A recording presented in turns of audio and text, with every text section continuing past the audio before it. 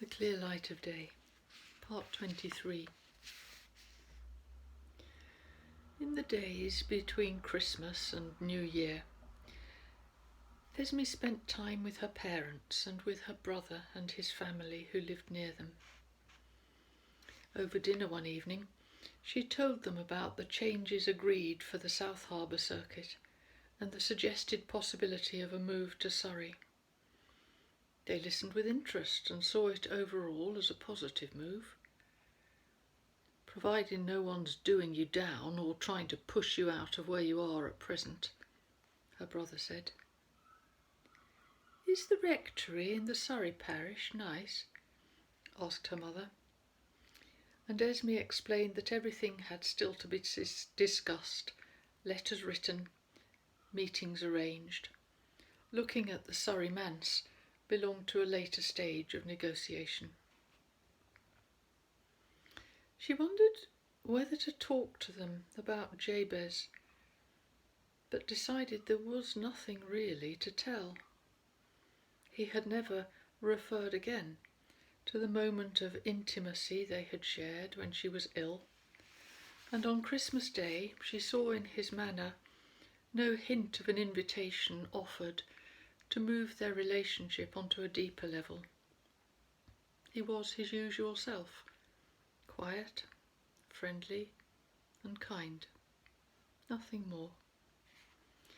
Yet she felt so much had passed between them that to refrain from mentioning him to her family seemed wrong.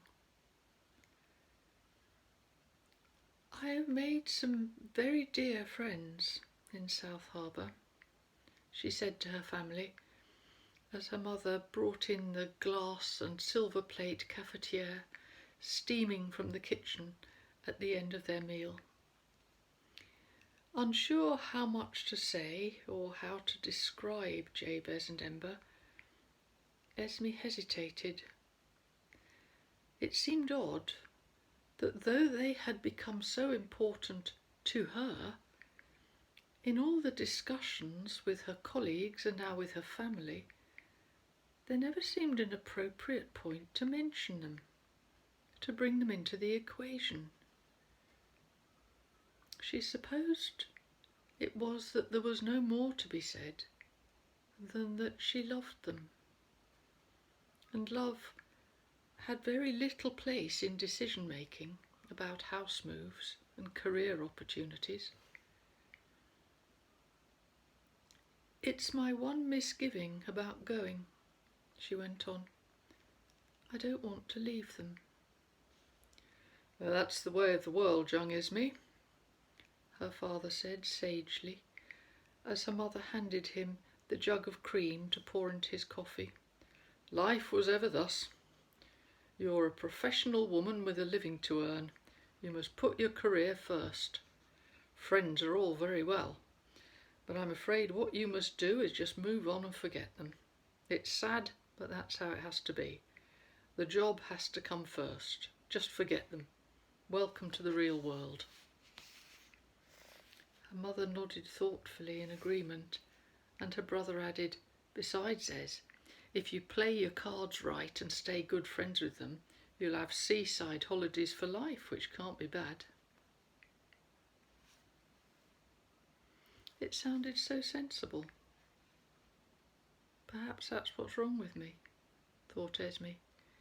Maybe I just haven't got my feet on the ground. After all, I have got my living to earn. No one's offering me an alternative. And there's nothing to be gained by feeling miserable about what's inevitable. She did not pursue the matter, and her family had no questions to ask about Jabez and Ember, seeing nothing of influence or significance in the relationship. By the beginning of February, the negotiations for Esme's move had begun in earnest. The chairman had spoken to the circuit stewards in Surrey, and representatives from that circuit had discreetly attended one of her services in the South Harbour circuit to hear her preach. She had broken the news to the stewards of each of her 3 chapels, and found it oddly gratifying to see them so stunned and upset at losing her, with the single exception of Miss Trigg, who made little comment, but whose face shone with holy triumph. By March, the South Harbour Circuit Church Councils had begun their arguments about how the circuit chapels should be redistributed among the remaining staff, and Esme had received a letter inviting her to Surrey to meet the stewards and some of the office holders of the churches she would serve. Only at this stage did Esme finally make herself talk to Jabez about the changes that were by now far more than a proposal. She sat on an upturned wooden crate by the fire in his workshop on a cold day in early March, absent-mindedly stroking the ears of the purring cat rolling in the warm ashes. There are to be changes in the circuit, Jabez. Jabez said nothing. She looked up at him, standing at his workbench in the light from the window, methodically cleaning the parts of a bicycle headset in a biodegradable solvent. Sometimes when Barton's bikes at South Harbour had more bicycles than they could handle, they subcontracted work out to him. This was one of their customers' bikes. It means a move for me earlier than normal. I'm being asked to look at 2 churches in Surrey. He paused for a moment, suddenly still, and then glanced across at her. "Oh, yes," he said. "Excuse me a moment. I must wash my hands before I grease these ball bearings. I think I'm dirtier than they are." While he was gone, Esme reflected that he seemed to have minimal reaction to her news. She thought of the distress among her Brockhurst Priory stewards when she broke it to them, and the disappointment of her Wiles Green stewards. By comparison, Jabez appeared little disturbed. "What does he feel for me?" she thought. "Anything?" When he returned, he opened the grease pot and began to position the ball bearings in the cup, carefully coating them with the right amount of grease. "Is it what you want?" he said at last, without looking at her. Esme explained how the decision had come about, emphasising that she had, in reality, not much choice. "Here they need me to move, so I need a church. There they need a minister. I ought at least to go and look." With precise attention, Jabez put back the forks and all the parts he had dismantled and looked around for his headset spanners. "I had 'em a minute ago," he remarked, exasperated, adding, "And you don't mind leaving?" "All ministers have to leave," said Esme. "Well, not ministers in local appointment. They just stay local, but they get paid only if they're lucky. Those of us in the full-time work have to move on.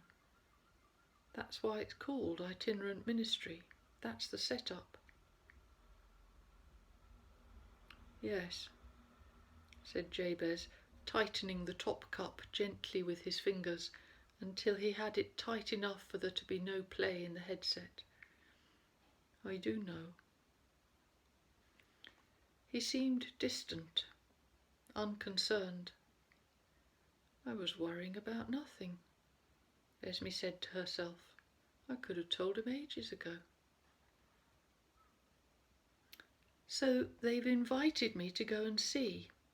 Not till April, because one of the circuit stewards is away on a cruise and their superintendent is recovering from open heart surgery. Jabez nodded, holding the cup in place with one of the headset spanners found hidden beneath his cleaning rag, while he locked it in place with the other. What if you don't like it? I'm not sure, really. Back to the drawing board, I suppose. Anyway, it's worth a try. Again he nodded, and he asked no more questions. Esme had expected something more from the conversation. She wished he might at least have said something to reassure her of their continuing friendship after her move. In some deep place she refused to look at, it hurt that he said nothing to try to persuade her to stay. His remoteness felt like a rebuff, a denial of the warmth and closeness between them. It confirmed the decision for her. Her father was right. She had nothing to stay for. In the real world, people move on. She remembered as a child hearing him remark heavily on more than one occasion, "You can't eat hope. Love doesn't pay the bills." She thought he was probably right, but somehow it made her feel so sad. The time that followed felt strange, a limbo.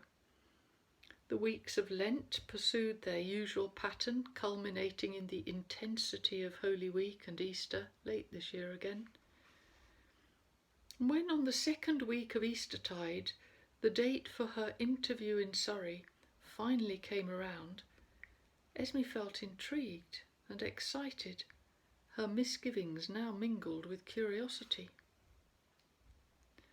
Lent had been busy, and though she had continued to call into the cottage, she had found Jabez quiet and withdrawn, expressing little interest in the information she had gleaned so far about the Surrey congregation. Disappointed, rather hurt by his disinclination to discuss all that the changes meant, Esme wondered if she had imagined or at least misjudged the quality of their relationship. She wondered if it was simply that the daily round of his own world occupied his thoughts, and he was too insular to look past that into the concerns of her life. Chilled by his response, she felt discouraged from mentioning her plans to Ember, and nothing in Ember's conversation led Esme to believe that Jabez had talked to her about it either. Alone in her study after evening worship on the Sunday before she was due to make her visit to Surrey, Esme felt suddenly swamped by loneliness. The people she had met in her congregations were to be left behind, forgotten. No looking back. Ministers who hung on to old friends were a nuisance to pastors who succeeded them.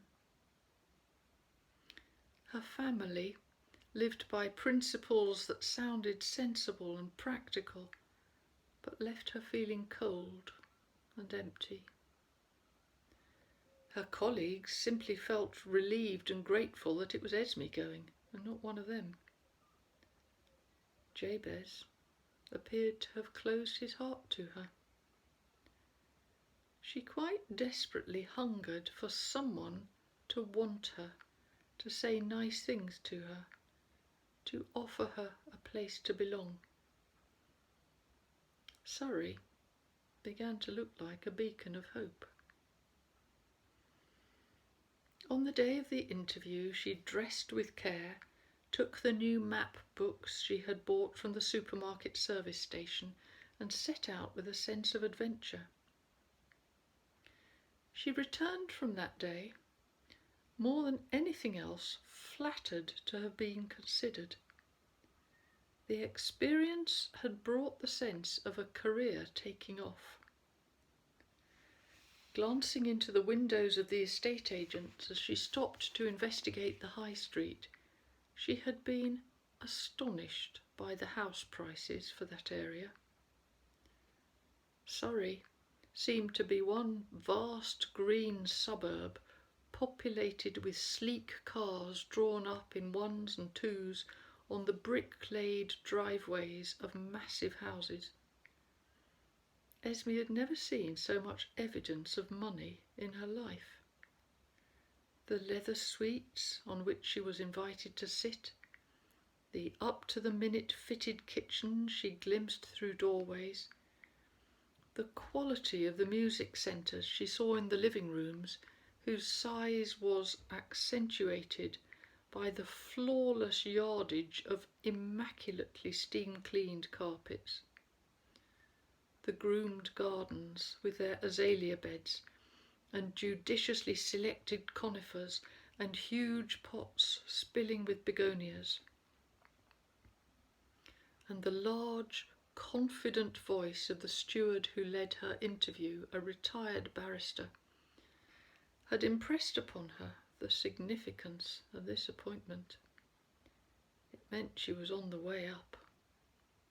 If she took this chance, she might no longer be poor Esme out in the sticks while she recovered from her husband leaving her.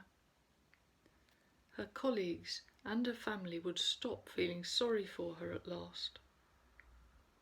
When she stepped through the arched porch and over the threshold of that solid 1930s manse set back in its huge leafy garden, she would have made it.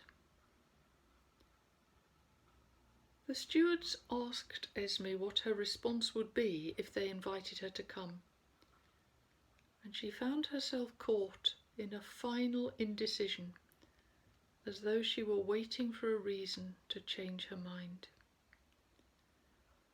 "This seems like a wonderful appointment," she said honestly.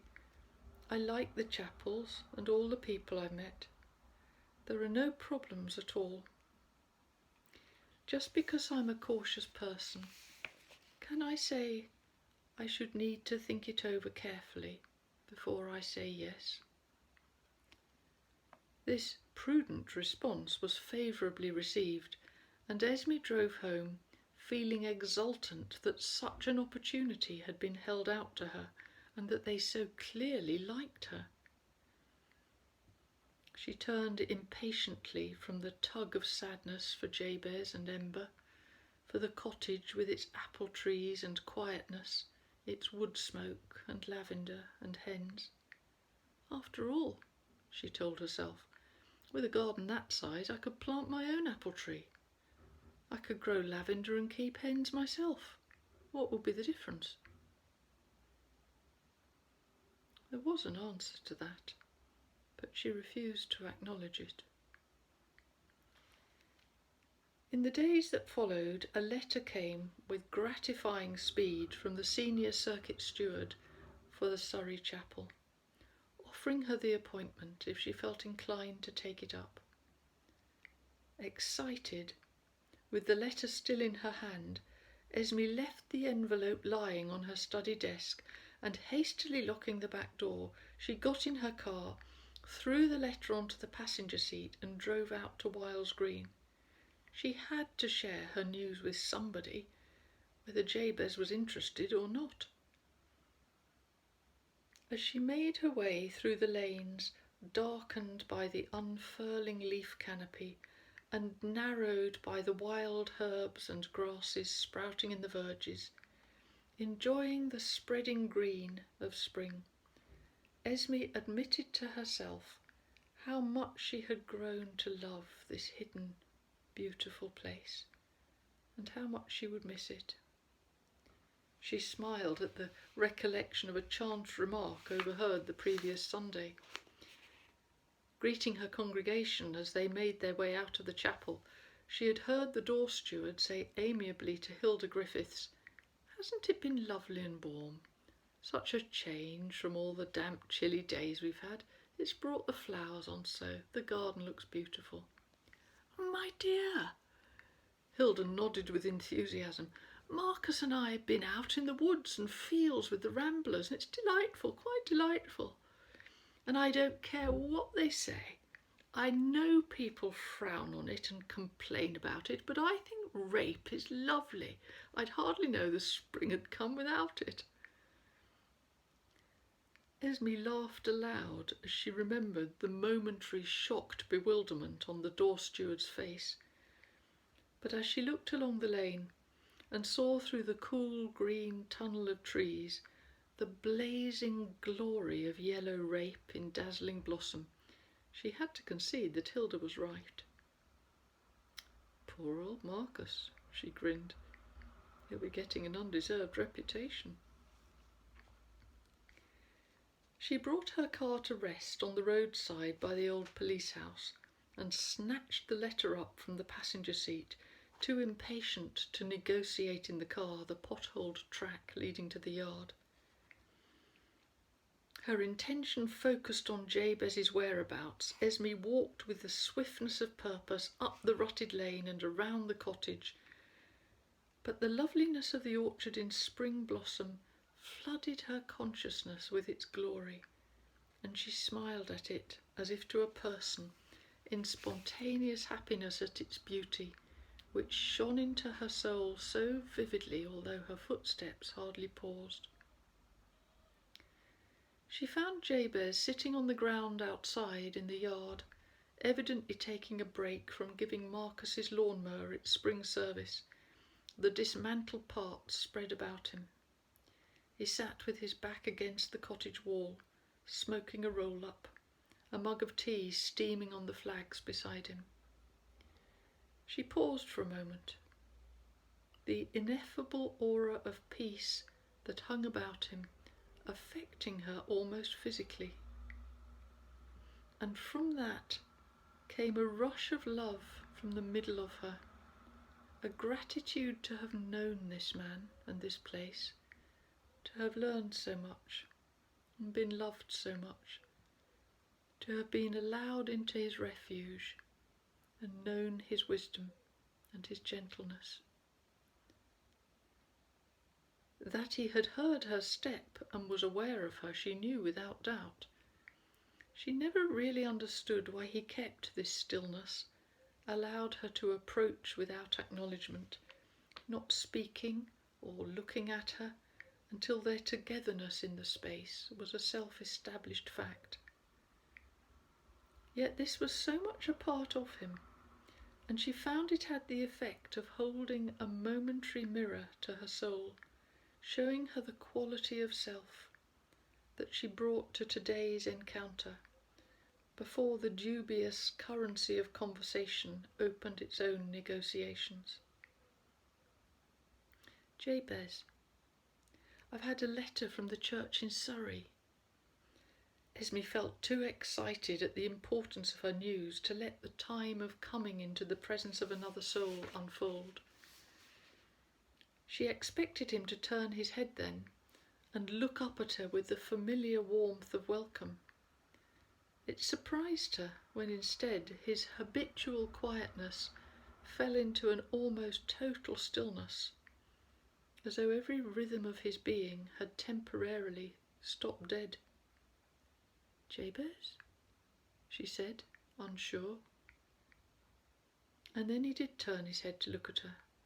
He smiled, her excitement requiring a response, but he asked her nothing.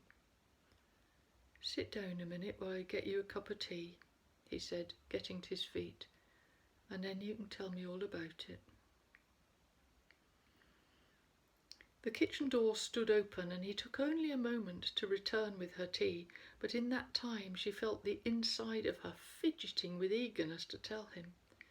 She took her mug, "Thanks," and perched on the edge of the wooden chair that stood in the yard among the bits of Marcus's lawnmower. Jabez slid his back down the wall to resume his earlier position. Part of the peace in Jabez's company was that having brick dust all down his jacket was no more a consideration than the oil black that usually smudged his hands and had extended its grubby influence to every garment he wore. The exacting social requirements of etiquette and cleanliness were waived. "They've invited me," she said, pride and delight spilling into her voice. It felt like such an achievement, in spite of which Esme had a sense that it would be utterly impossible to communicate the consequence of any of this to Jabez. So, it's a big opportunity, was all she said, rather lamely, watching him inspect the end of his cigarette, which had gone out, and then take a drink of his tea. Advancement and career opportunities meant less than nothing to Jabez, that Esme understood, but she could not repress a sense of disappointment that he said not a word, only patted his pockets to locate his matches, relit the flimsy cigarette, drew on it, and contemplated the drift of smoke he breathed out into the spring sunshine. At last, his voice level, steady, he asked her, "Then how long have we got?" Esme could never analyse, though on occasion she had given it a lot of thought, how Jabez could both create an aura of stillness, even when he was working or walking down the street, and equally impart a sense of movement when, as now, he sat entirely still, yet in some way she could not define, seemed to be vanishing, withdrawing into himself before her eyes. Well, stationing normally takes about 18 months, she said, but because of the particular situation, both here and in Surrey, they're going to curtail my appointment here. It might be as early as this autumn, more likely in the beginning of the winter. We just want to give ourselves time to do everything properly. She waited for him to speak again, eventually saying into the silence, "Aren't you pleased for me?" He took a drink of his tea. "I shall miss you," he said finally. "If it's what you want, of course I'm pleased for you."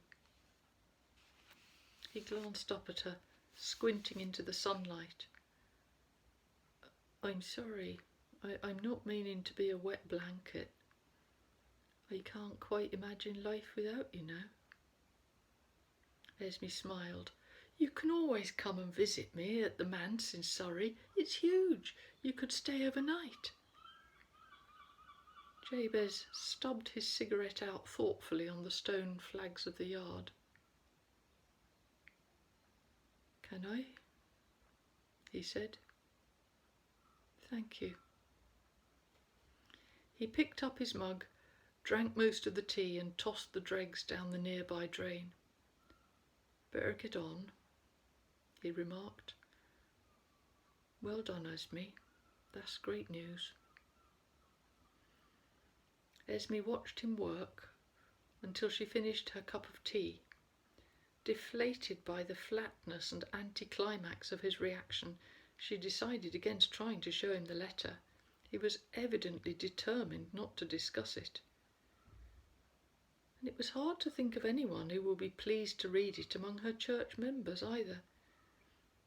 So after a little while of further desultory conversation, she took the letter home and telephoned her mother, who was comfortingly congratulatory. As she sat down at her desk with a cup of coffee that afternoon and switched on her computer to draft her order of service for Sunday in time for the organist phoning through for the hymns, Esme exulted in her success. "I made it," she said to herself. And then, as she waited for the computer to be ready, unexpectedly her mood changed to reveal an inexplicable underlying weariness, as though the whole sorry thing amounted to no more than a balloon brought home by a child from a party. She had a sudden sense of her professional life as a flimsy house built to impress. Instead of a solid foundation, an empty reservoir of loneliness. "Don't be silly, you're just tired," she told herself firmly. She turned from the thought, reminded herself that staying was no longer an option. Then she opened up a new file and set up the page as she wanted it.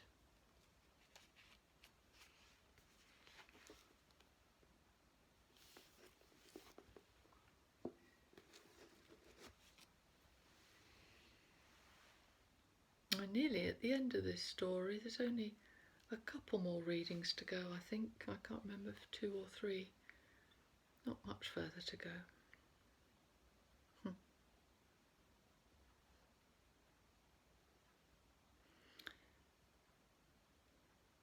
It's a cold day here.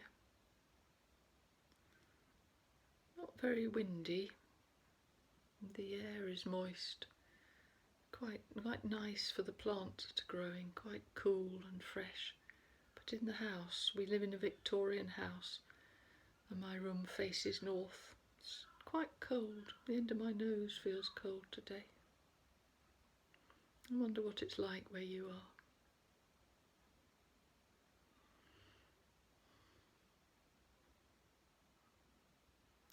Well, may you have a happy day, whatever the weather is. May you be well. May you find something cheerful to engage your attention, something worthwhile to put your mind to. Heavenly Father, I pray that you will bless our day. I pray that you will lead us and guide us. I pray that you will help us to choose what is good and to hold fast to what is good. I pray that you will help us to live with integrity, wisely evaluating the things that are of real worth and finding courage to let go of what is merely gaudy or made to impress. Help us to throw away the husk and keep the kernel.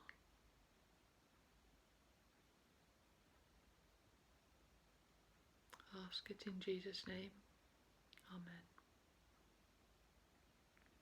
Well, may your day be blessed. May you be peaceful. May you be well. May you be happy. May you be free.